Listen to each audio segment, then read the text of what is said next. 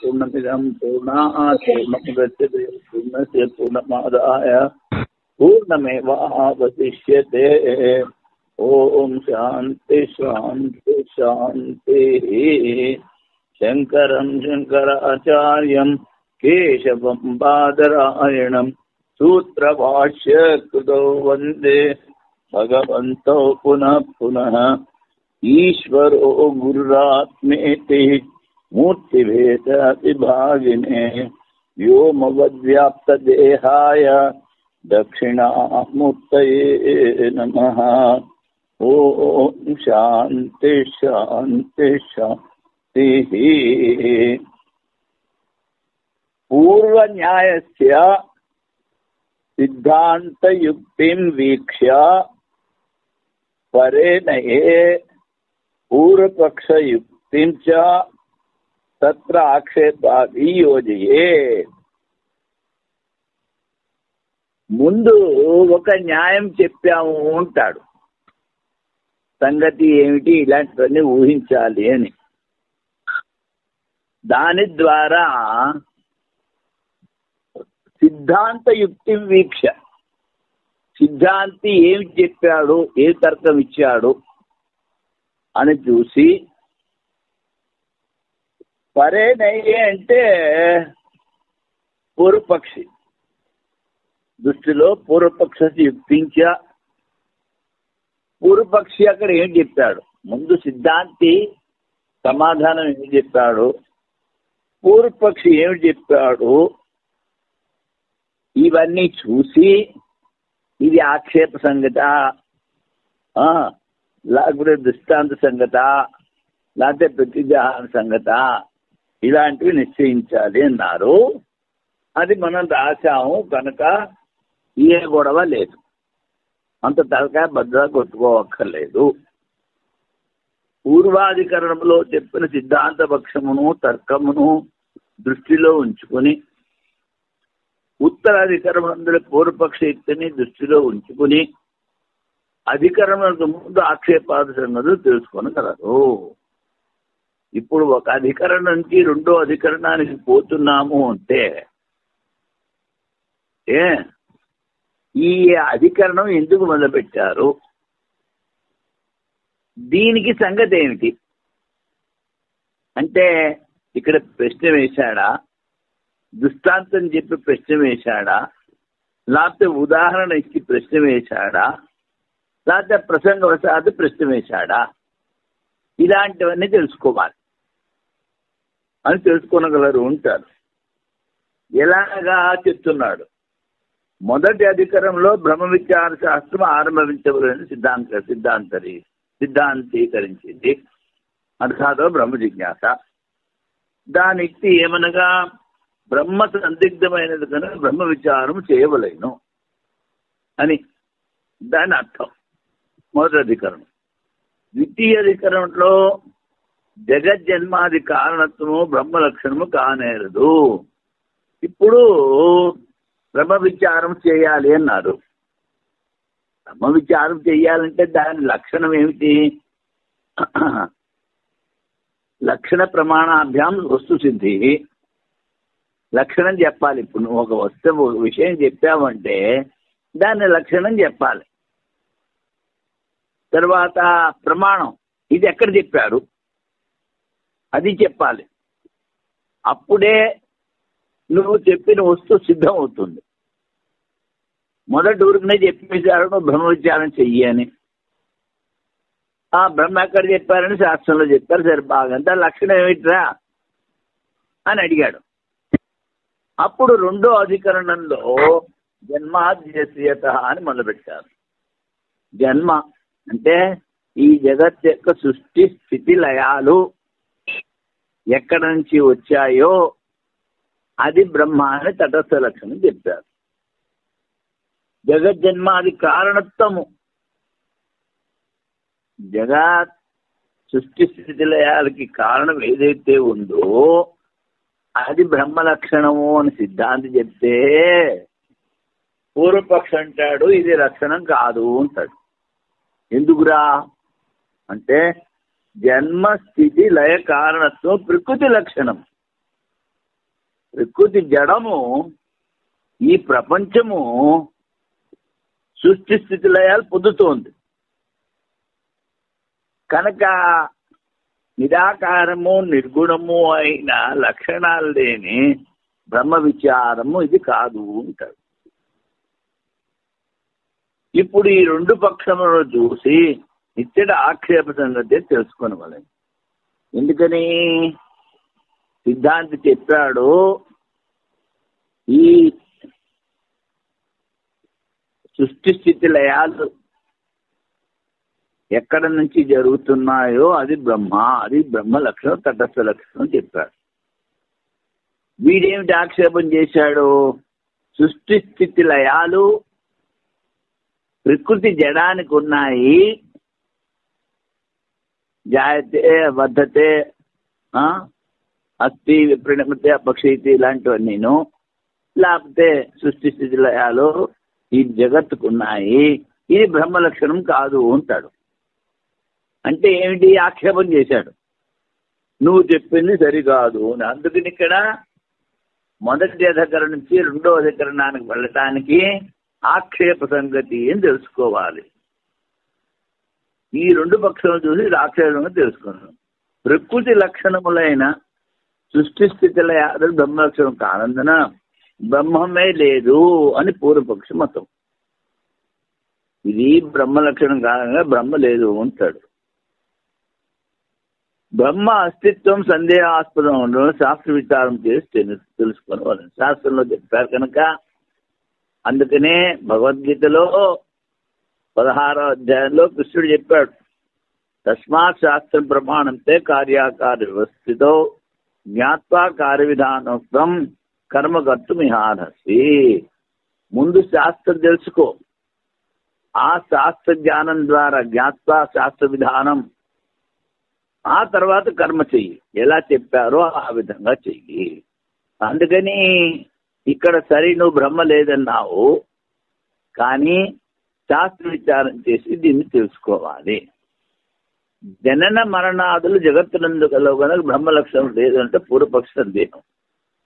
జననము మరణము సృష్టి స్థితి లయము ఈ జగత్తుకున్నాయి కనుక ఇది బ్రహ్మ లక్షణం కాదు అంటాడు.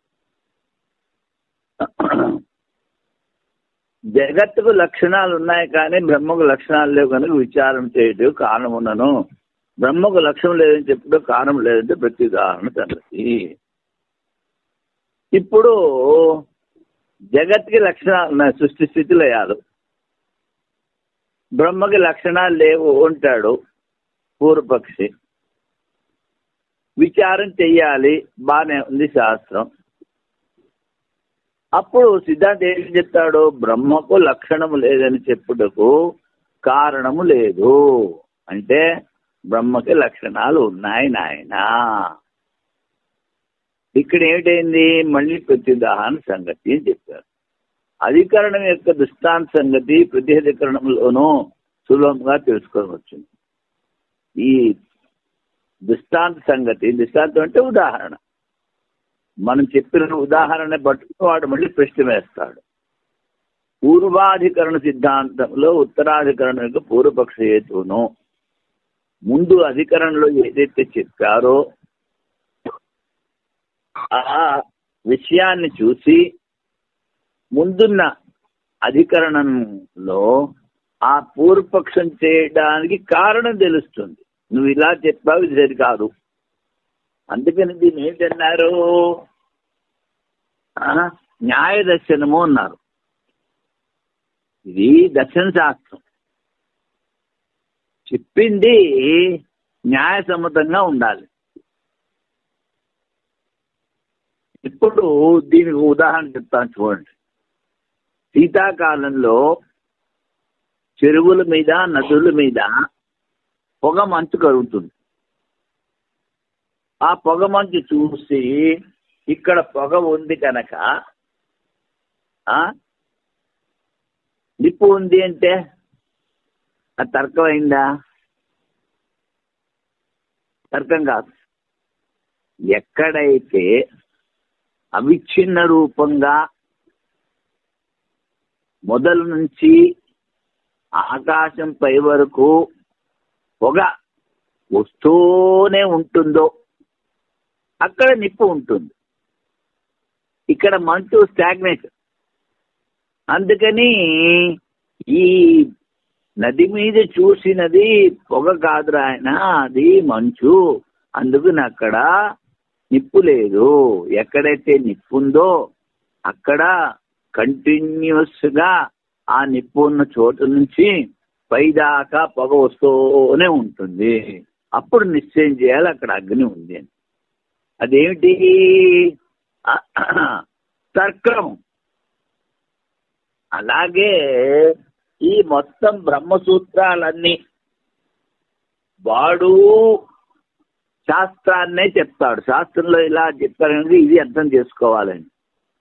శాస్త్రంలో ఇలా చెప్పినా ఇది అర్థం కాదు, ఈ శాస్త్రంలో ఇలా చెప్పారు కనుక ఇది అర్థము అని. అందుకని ముందు బ్రహ్మసూత్రాలు చదివే ముందు అవి 10 ఉపనిషత్తులు క్షుణ్ణంగా తెలుసుకొని ఉండాలి.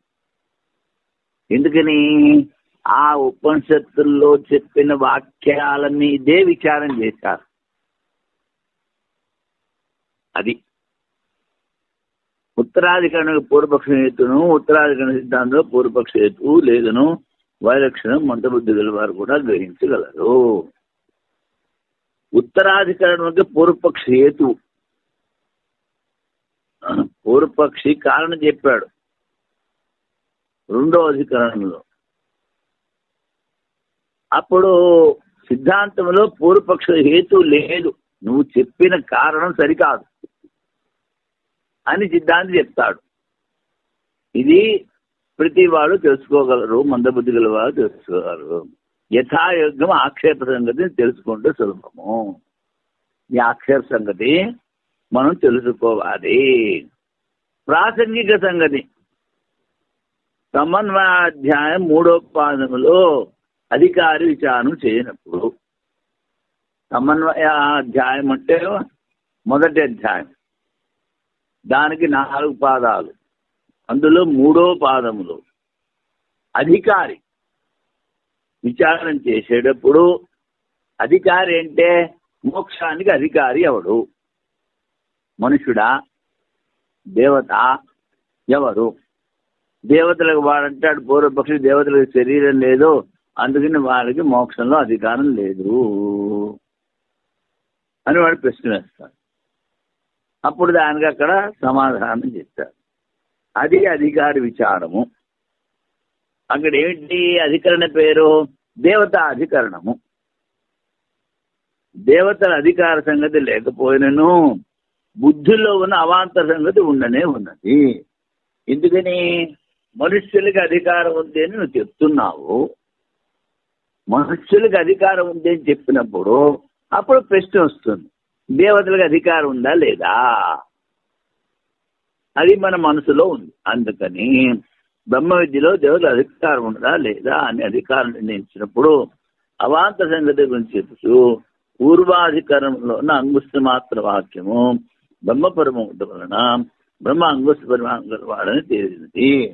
అంగుష్ట మాత్ర పురుషోత్తరాత్మ అని కఠోపనిషత్తులో చెప్పారు కనుక ఇప్పుడు బ్రహ్మ యొక్క పరిమాణము అంగుష్ట మాత్రం తెలిసింది. మనుష్యుల హృదయము అంగుష్ట మాత్ర పరిమాణంగా ఉంటే బ్రహ్మ విద్య మనుష్యులకు అధికారం కలని శాస్త్రం చెప్పింది. మనుషుల అధికారం ఉన్నదన్నా దేవులకు అధికారం కలదా లేదా అని ప్రశ్న బుద్ధిస్తమవుట వలన దీన్ని ప్రాసంగిక సంగతి అంటారు. ప్రసంగాత్ ఆగతం, ఏదో ఒకటి చెప్తున్నాము, మధ్యలో ఏదో గుర్తుకొచ్చింది, అది ప్రాసంగిక విషయం అవుతుంది. అధికరణ సంగతి చెప్పారు. ప్రతి అధికరణకు 2 శ్లోకాలు చెప్పారు. ప్రతి అధికరణానికి ముందు 2 శ్లోకాలు చెప్పారు. ముందు చెప్పిన 4 విషయాలు అనగా విషయము, సంశయము, పూర్వపక్షము, సిద్ధాంతము సంగ్రహంగా ఉండును. సంగతి మనం ఊహించుకోవాలి అంటాడు. అధికరణానికి 5 విషయాలు, అందులో శ్లోకాలు రాశారు. ఆ శ్లోకాల్లో సంగతి ఉండదు. తర్వాత ఈ 5 విషయాలు ఎక్కడ ఒక పుస్తకంలో లేవు. అది మా పెద్ద స్వామిజీ 10వ పీఠాధీశ్వరులు అన్ని గ్రంథాలు చూసి ఈ 5 విషయాలు ఒక చోట రాశారు. అది నేను తీసుకుని తెలుగు చేశాను. అది ఇప్పుడు 1వ అధ్యాయం 1వ భాగం. అథ ప్రథమోధ్యాయ ప్రథమ పాద సమన్వయాధ్యాయము. ఈ మొదటి అధ్యాయానికి పేరేమిటి? సమన్వయాధ్యాయము. ఇక్కడ ముందు చెప్పాడు ఏమిటి? స్పష్ట బ్రహ్మలింగముల యొక్క వాక్యముల విచారం ఇక్కడ చేసేదము. అంటే బ్రహ్మ గురించి ఉపనిషత్తుల్లో స్పష్టంగా చెప్పిన వాక్యాలు ఏవైతే ఉన్నాయో వాటి గురించి విచారం చేస్తాము అన్నాడు.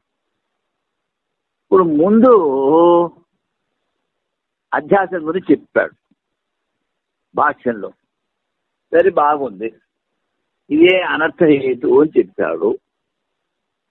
ఈ అనర్థహేతువుని పోగొట్టుకోవడానికి బ్రహ్మ విచారము శ్రవణ మనన నిధ్యాసుల ద్వారా చెయ్యాలి అని చెప్పాడు.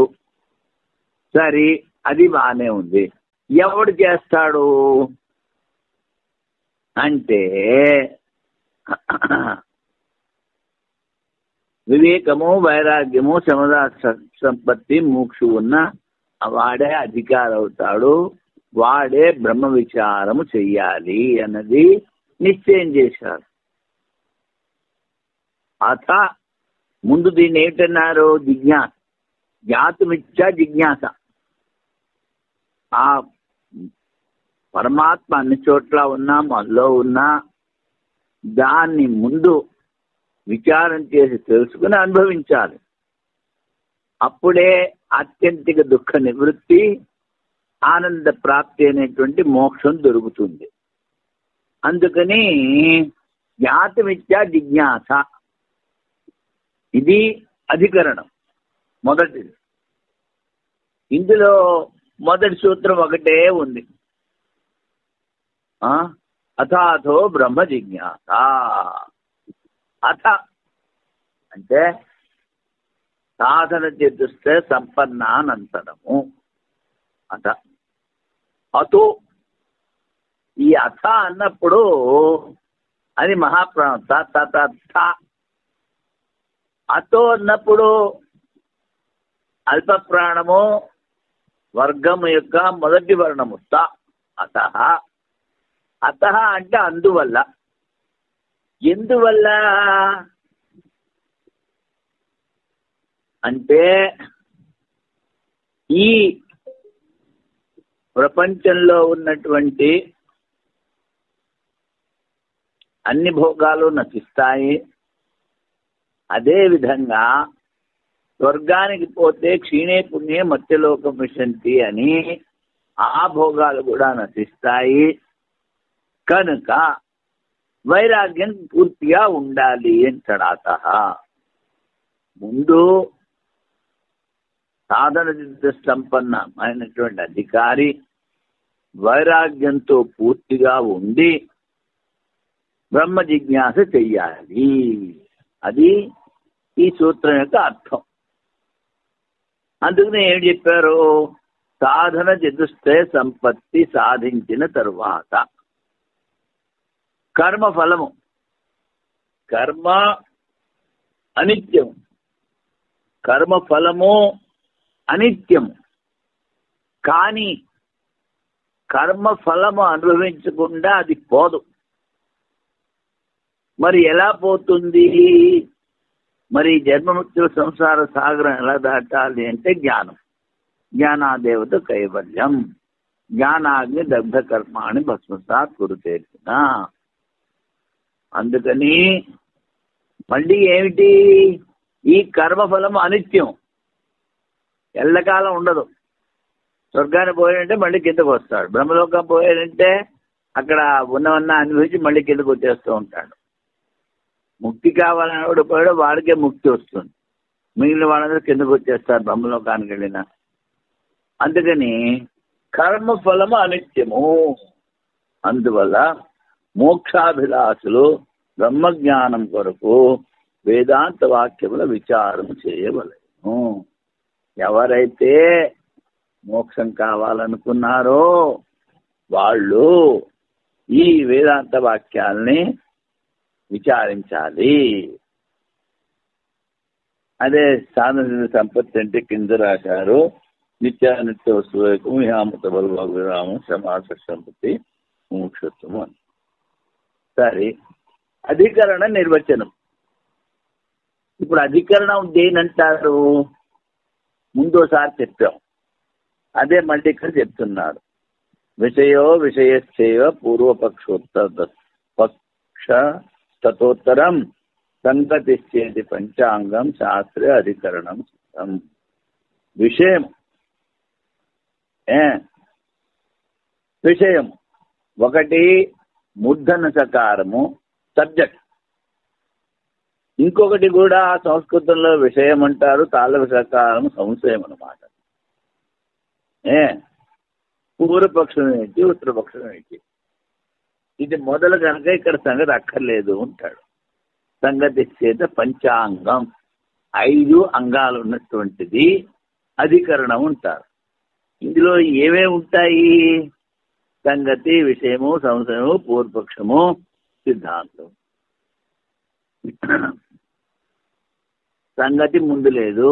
విషయం, విచారించవలసిన విషయం వేదాంత శాస్త్రము, ఇది విషయం. సంశయం, బట్ ఏంటంటాడు? బ్రహ్మ విచారం చెయ్యాలా చేయకూడదా? పూర్వపక్ష అంటాడు అధ్యాసము నిరూపణ కానందువలన సందేహము మరియు ఫలము కల్పించడలేదు, అందువల్ల బ్రహ్మ విచారణ ఈ విషయం కాదు. ముందు నువ్వు చెప్తావు సరే అధ్యాసం, కానీ అది మాకు అనుభవంలోకి రావట్లేదు. నువ్వు అధ్యాసాన్ని నిరూపించలేదు. నీకు అజ్ఞానం ఉంది, నీలో అధ్యాసం ఉందని నువ్వు చెప్పలేదు. అందుకని సందేహము మరియు ఫలము, బ్రహ్మ ఉందా లేదా అని సందేహం కలుగుతోంది. సరే, అది ఉంటే తెలుసుకుంటే మోక్షం ఉందా లేదా అని కూడా సందేహం ఉంది. ఈ పూర్వపక్షం. అందుకని బ్రహ్మ విచారణ ఏ విషయం కాదు. కనుక నువ్వు ముఠాముల్లో కూర్చుని ఇంటికి పో, బ్రహ్మ విచారణ అక్కర్లేదు అంటాడు పూర్వపక్షం. అప్పుడు సిద్ధాంతం అంటున్నాడు అహం బుద్ధి యందు అధ్యాసం నిశ్చయం. ఈ అహం ఉన్నది బ్రహ్మ ఒకటే, దాని మీద నువ్వు మనస్సు, ఇంద్రియాలు, శరీరము ఆరోపించుకుని అహం అంటున్నావో ఇదేరా బాబు అధ్యాసము. నువ్వు రోజు చెప్పే అహము ఇది అధ్యాసానికి నిశ్చయం. శృతి బ్రహ్మను అసంగమని వర్ణించింది. మళ్ళీ శృతి ఏం చెప్తోండి? అసంగోహి అయం పురుష. ఈ పరబ్రహ్మకు అసంగం. అధ్యాసం చేసినప్పుడు శరీరాన్ని, ఇంద్రియాలని, మనస్సుని నువ్వు ఆత్మ మీద ఆరోపించినప్పటికీ ఈ ఆత్మకి దీనికి ఏ విధమైనటువంటి సంబంధం లేదు. తాడు మీద నువ్వు పాము ఆరోపించినా మొదటిది ఆరోపించిన పాము అక్కడ లేదు.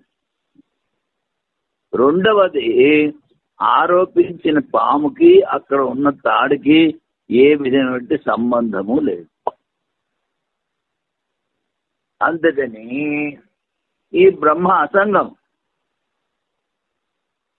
కనుక బ్రహ్మ విషయములో సందేహం కలదు. ఈ బ్రహ్మ ఉందా లేదా, ఎక్కడ ఉంది, దీన్ని ఎలా తెలుసుకోవాలి, ఇలాంటి వాటిలో సందేహం ఉంది. బ్రహ్మజ్ఞానం ద్వారా మోక్షం కలుగును. అందువల్ల శృతులను ఆధారం చేసుకుని బ్రహ్మ విచారం చేయవలెను. ఆ జ్ఞానం ద్వారా మోక్షం కలుగుతుంది కనుక శృతుల ద్వారా, నీ బుద్ధితో కాదు, శృతుల ద్వారా శృతుల ఆధారం చేసుకుని ఆ బ్రహ్మ విచారం చెయ్యాలి అంటారు. ఇప్పుడు సూత్రం, సూత్రం అంటే ఏమిటో అది కూడా చెప్తున్నారు. ఎందుకని? ఇది బ్రహ్మ సూత్రము, అల్పాక్షరం, అసందిగ్ధం,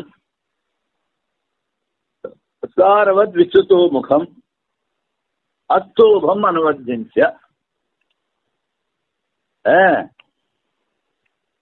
తక్కువ అక్షరాల్లో చెప్పాలి.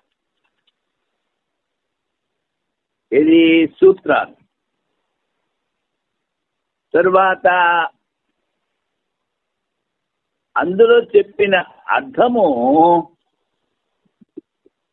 స్పష్టంగా ఉండాలి. ఇప్పుడు మరి సూత్రాలు ఎందుకు రాశారు అంటే, పూర్వకాలంలో పుస్తకాలు లేవు.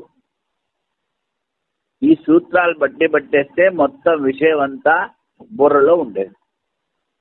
అథాదో బ్రహ్మ జిజ్ఞాస అంటే గురువుగారు చెప్పిందంతా వాడి బుర్రలో ఉండేది. అందుకని పూర్తిగా సబ్జెక్ట్ మ్యాటర్ గుర్తుపెట్టుకోవడానికని ఈ సూత్రాలు రాశారు. అవేంటి?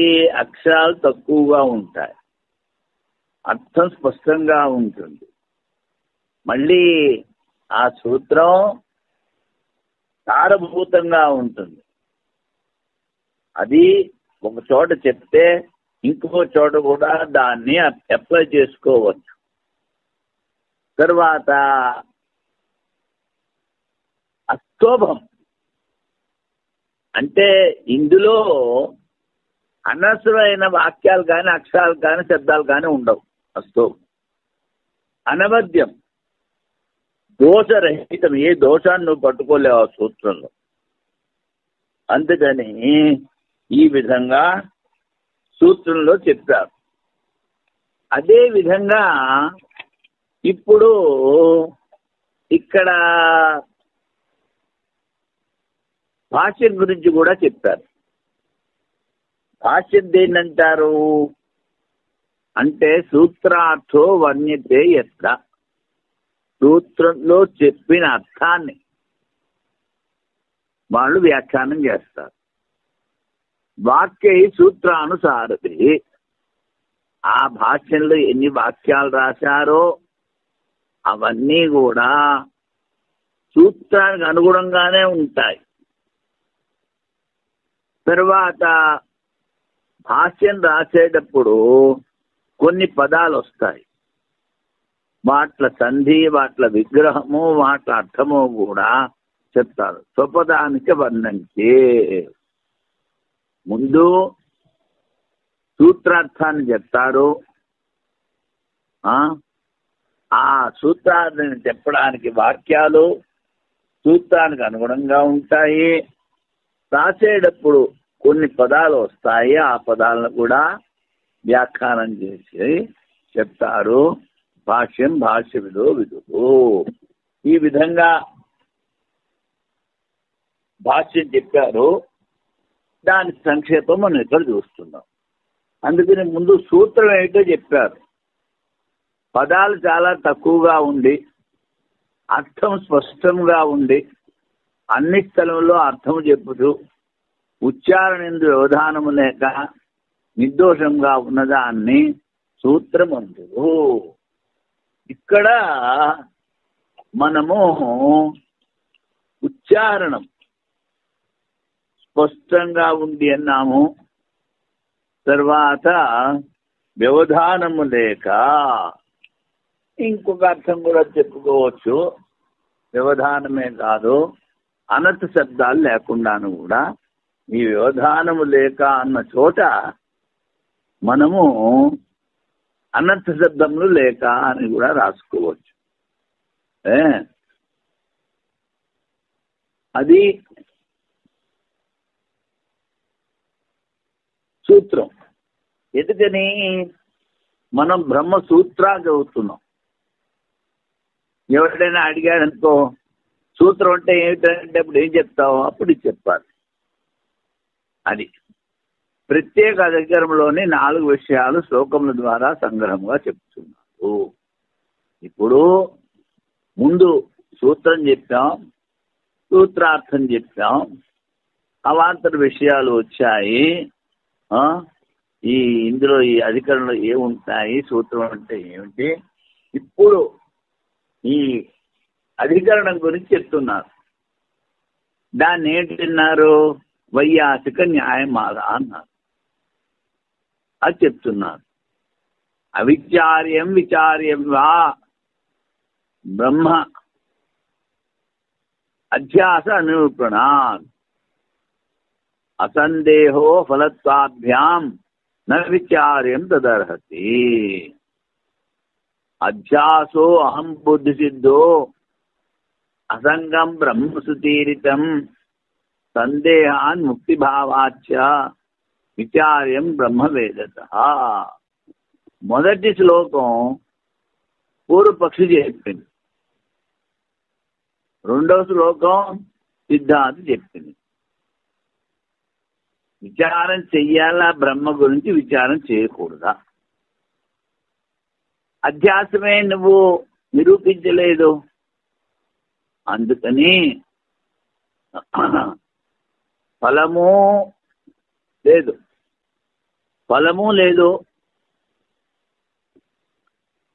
సందేహం ఉంది. అందుకని విచారం చేయక్కర్లేదన్న విచార్యం తదర్హతి.